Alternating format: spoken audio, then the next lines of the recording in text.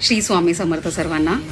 मी माझ्या गेल्या व्हिडिओमध्ये सांगितलेलं की अन्नदान करा, अन्नदान हे श्रेष्ठ दान आहे, पण मी हे नाही सांगितलं की अन्नदानामध्ये तुम्ही काय करू शकता। म्हणजे नक्कीच ही एक गोष्ट आहे की तुम्हाला जो संपूर्ण अन्न म्हणजे जसं आपलं डाळ भात भाजी चपाती हे दान करायचं असेल तर तुम्ही तेही करू शकता, पण तरीसुद्धा तुम्ही जर विचार करते दान करायचं आणि तुम्हाला कळत नाही आहे की त्या व्यतिरिक्त तुम्ही अजून काय दान करू शकता, तर ह्या व्हिडिओमध्ये मी तुम्हाला तेच शेअर करणार आहे। तर व्हिडिओ शेवटपर्यंत नक्की पहा।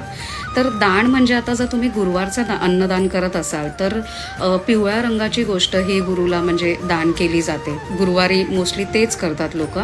तर पिवळ्या रंगाचं तुम्ही एक आपला साधा जो पिवळा फोडणीचा भात असतो तो तुम्ही दान करू शकता, त्यात लाल तिखट न घालता।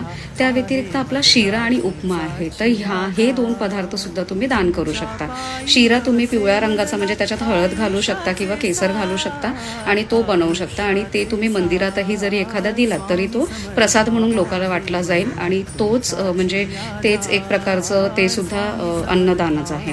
त्या व्यतिरिक्त बनवायला वेळ नसेल तर तुम्ही शेवबुंदी ही घेऊन मिक्स करून देऊ शकता, कारण शेवबुंदी सुद्धा पिवळ्या रंगाचीच असते, तर तेही एक अन्नदानाचाच प्रकार आहे, तर तुम्ही ते करू शकता।